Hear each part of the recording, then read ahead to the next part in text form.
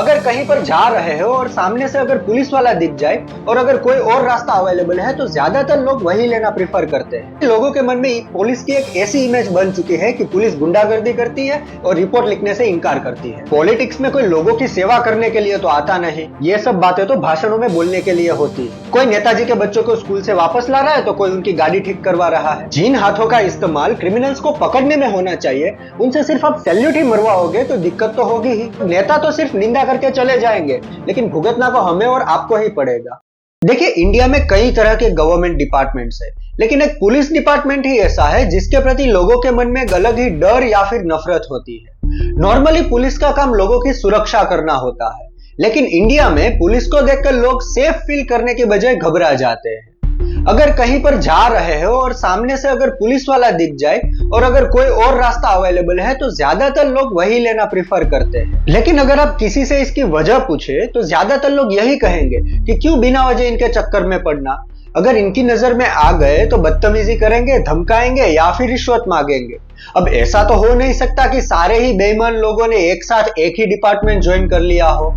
In fact अगर आप भारत में अब तक हुए सारे स्कैम्स की लिस्ट निकालें तो उनमें से आपको एक भी स्कैम पुलिस डिपार्टमेंट का नहीं मिलेगा।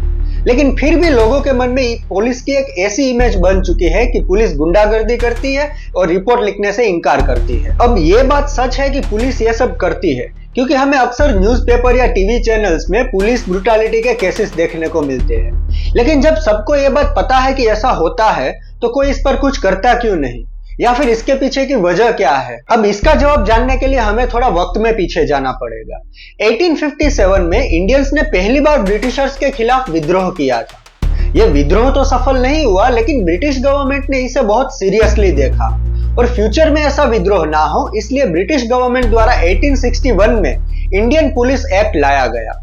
और इस एक्ट का काम लोगों की मदद करना नहीं बल्कि उन्हें कंट्रोल करना और दबाना था। और तब से लेकर अब तक यही पुलिस सिस्टम हमारे यहाँ चल रही है। ब्रिटिशर्स को तो हमने 1947 में निकाल दिया, लेकिन उसके बाद तब से लेकर अब तक हमारे जो पॉलिटिशियंस रहे हैं उनका मोटिव भी कुछ इसी तरह का रहा है, लोगों को कंट्रोल करना। अब पॉलिटिक्स में कोई लोगों की सेवा करने के लिए तो आता नहीं, ये सब बातें तो भाषणों में बोलने के लिए होती है। असल में तो लोग पॉलिटिक्स में पैसा और पावर के लिए ही आते हैं।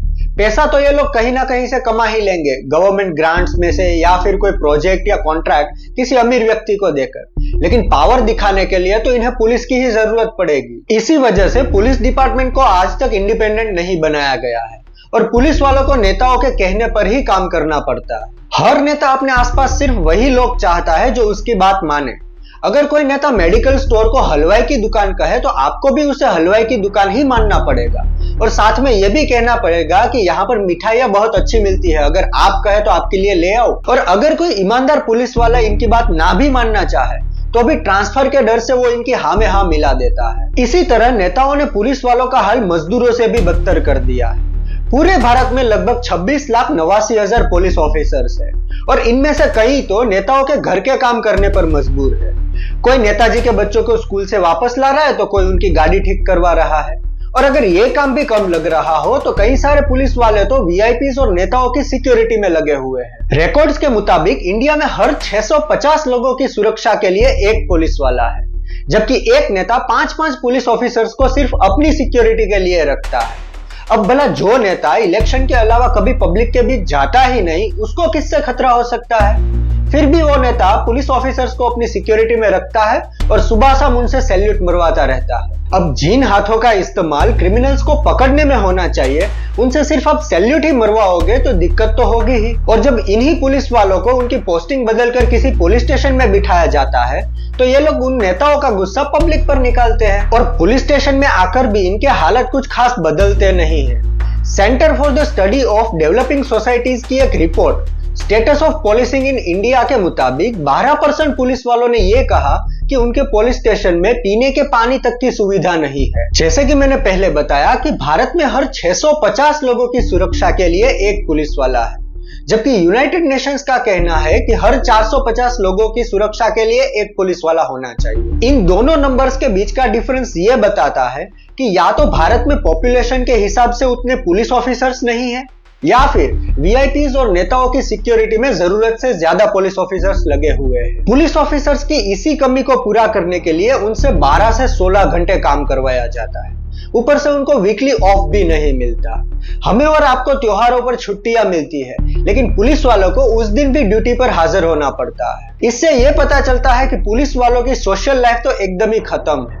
इसी वजह से कई सारे पुलिस वाले मेंटली फिट नहीं होते हैं अपनी ड्यूटी के लिए। अब इतना काम करने के बाद अगर सैलरी भी कम मिले तो फ्रस्ट्रेशन और बढ़ जाती है। इंडिया में एक पुलिस ऑफिसर की एवरेज सैलरी 35,000 रुपए प्रति महीना है। इतनी कम सैलरी में अगर कोई पुलिस वाला अपनी बेसिक जरूरतें भी पूरी ना कर पाए तो फिर वो जुगाड़ ढूंढने लगता है।